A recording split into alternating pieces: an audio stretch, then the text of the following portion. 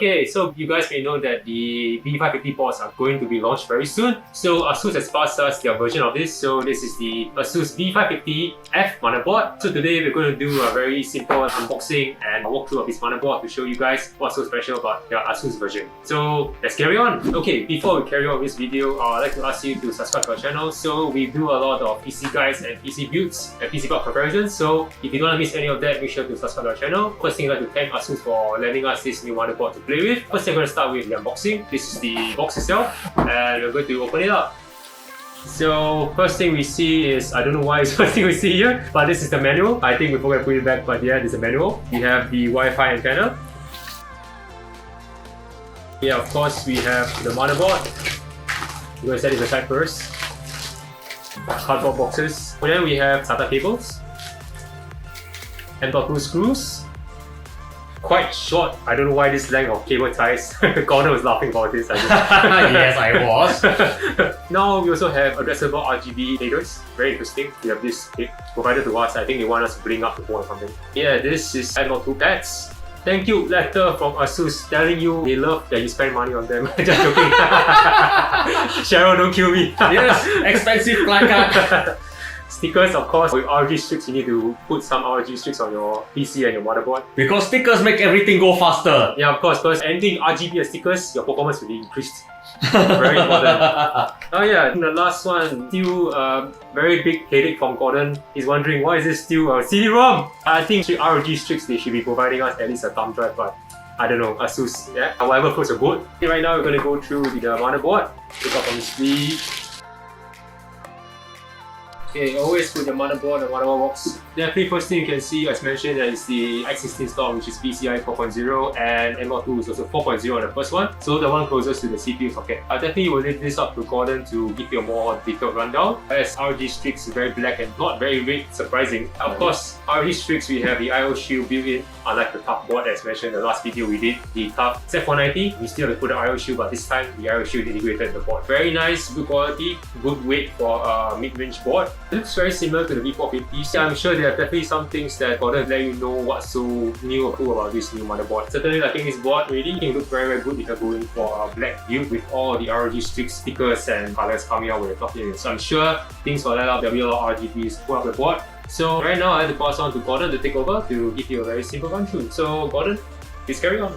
Right, thanks Mel. For the purpose of today's video, I'm going to compare it with its predecessor, the ROG Strix B450-F. My first impressions of this board is that there are quite a couple of improvements over the B450-F, of which I will go through in further detail, a lot of which I'm pretty excited to showcase to you. So I know you want to know? Let's get to it. Okay, right. So now I'm going to take you through on the various notable features of the ASUS B550F Strix motherboard. I'm going to start right here from the top, right from here.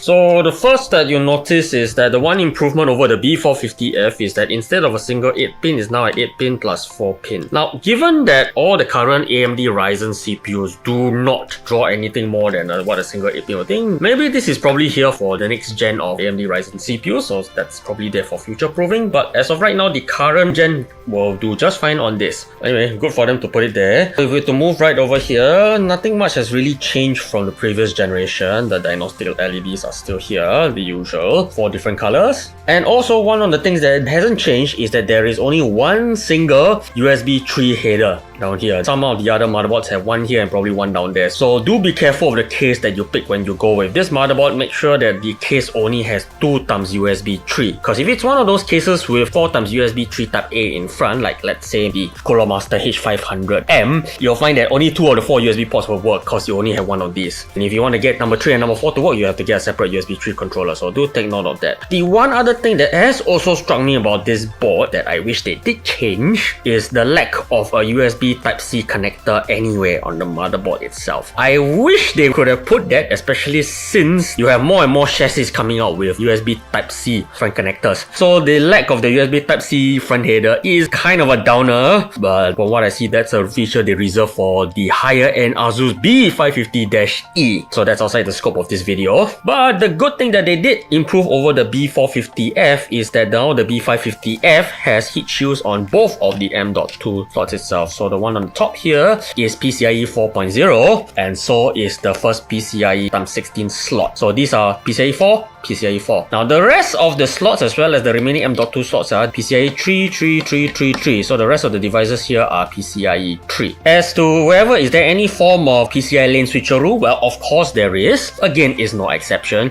If you want to put an M.2 SSD here, SATA port number 5 and number 6 are switched off, so you are left with only 4 SATA ports. So do take note of that. The one addition that they did make, which I find very surprising for a mid-range motherboard, especially a B550 motherboard, is the Thunderbolt header right over here. This header seems very similar and it looks identical to the one that was on the Asus TUF Z490 motherboard.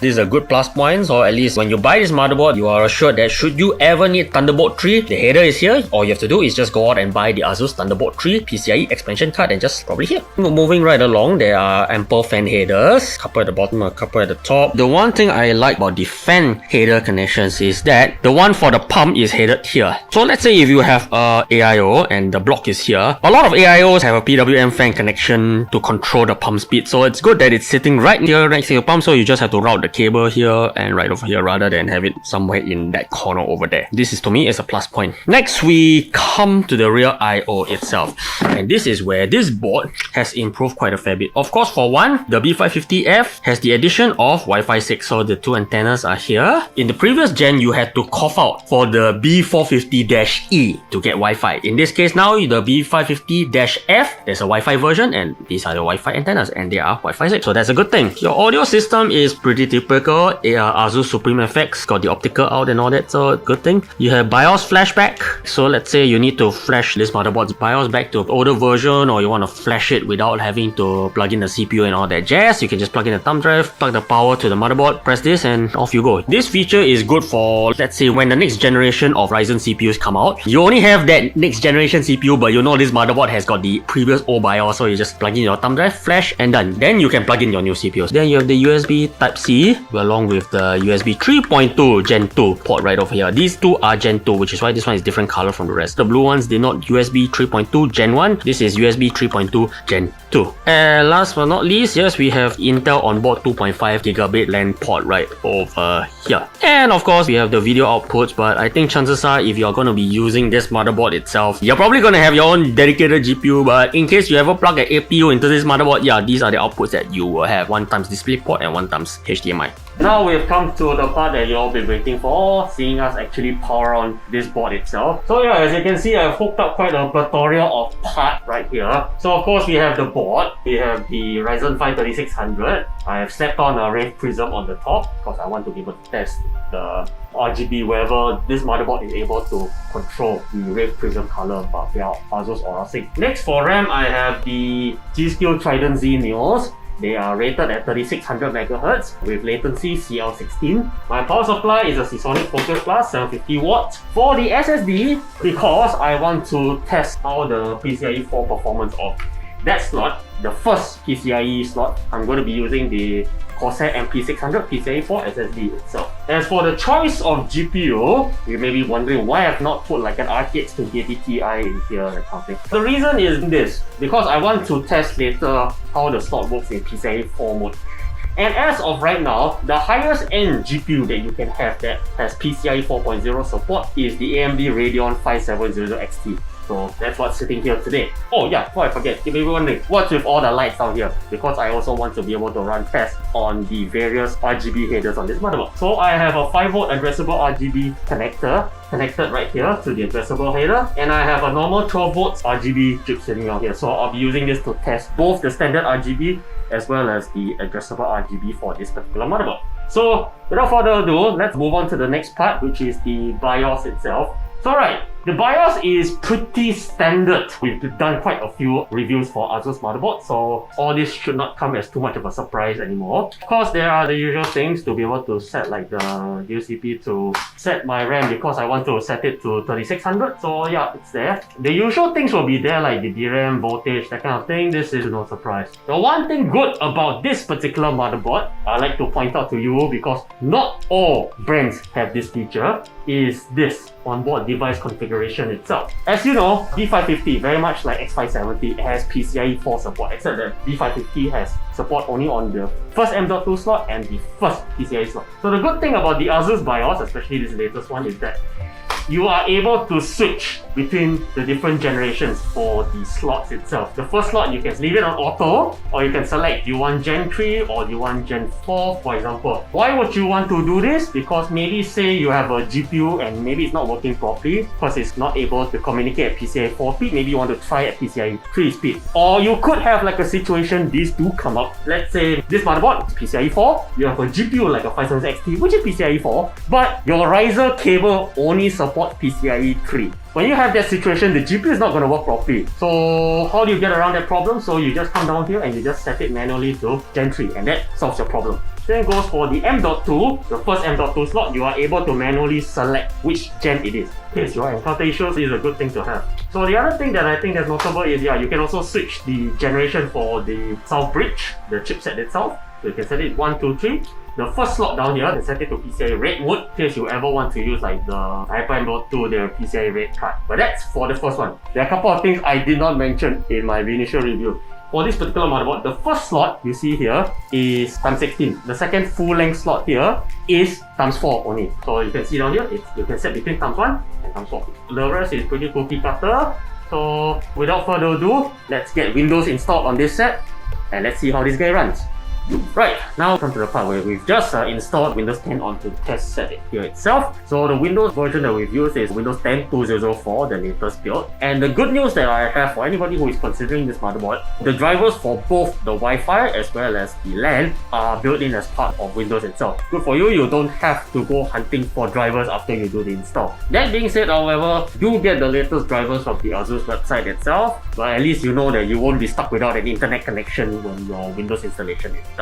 I won't go through too much on the software side itself. You have already seen it in our previous videos. First in the X570 TUF review, as well as our Asus Z490 TUF review. So I'll just go through some of the other things that we did not cover in that video. So the RGB software is here. So since now we've had some time to play around with it. So of course you've got the usual modes down here, but the one of our favorite modes is actually the music mode. So if you were to look over here, first off, you don't see anything.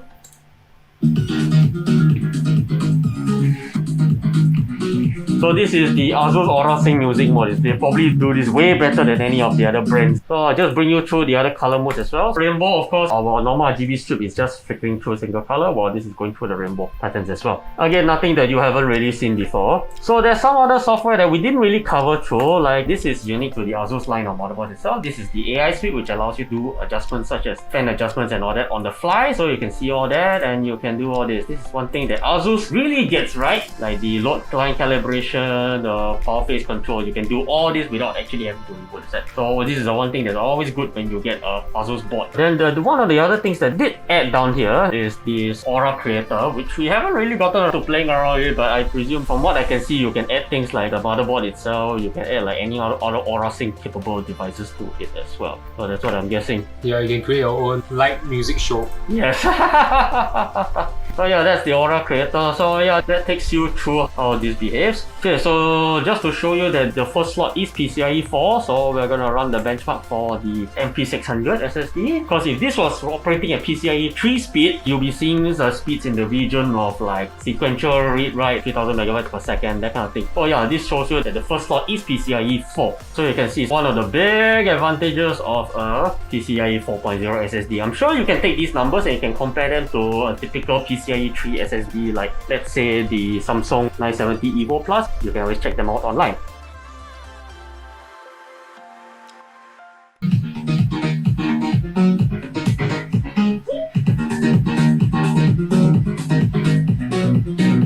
Okay, so that's the end of my very long and probably very dry review on the Asus Strix B550F Wi-Fi motherboard. Now Mel over there behind the camera has asked me to give my conclusions as to what I think of this board. Okay, so my answer to this question will be, I have seen the feature set for some of the other B550 motherboards, not only from Asus, I've also seen the one from the other brands as well. So if you're probably gonna ask me where this board stacks, and I'll just say this, it has a lot of very good features, it's a very solid motherboard in terms of performance. Okay, are there any things that I wish would have been on this motherboard? Well, of course there are, namely the USB Type-C connector as well as the second USB 3 connector to the front. But it seems like those are features that have been reserved for the higher-end Strix B550-E. Having said that, however, it is good to see that the lower-end F finally has premium features such as a heat shield on both of the M.2 slots. It is also nice to see that there's a Thunderbolt 3 header for the Asus Thunderbolt 3 PCIe expansion card to be fitted onto this motherboard, which is quite amazing, especially when you consider that, yeah, this is not an Intel motherboard, this is an AMD Ryzen board. So for it to actually have that Thunderbolt connector and on a mid-range board as that is quite something to see. So overall, would I recommend this board to a customer? Definitely. If they are looking at, let's say, something in the Asus ROG Strix line, I will definitely recommend this board in a heartbeat. It has onboard wireless AX, solid performance of the VRMs and all that, so yeah, I would definitely recommend this to my customers. Okay, so we have run you through the unboxing and the powering up of this motherboard. So let me know in the comment sections what you think of this B550F motherboard by Asus. Yeah, it's a very cool mid-range motherboard as mentioned by Gordon. If you want this motherboard, you can definitely look for Asus and buy this motherboard. If you like this video, make sure to give us a thumbs up. Check out my other videos. So if you have not watched Z490 and the X570 board by Asus, make sure to check it out. Make sure to click on the I to subscribe to our channel and click on the bell to know when we put up new videos. So from Gordon and I, we say goodbye.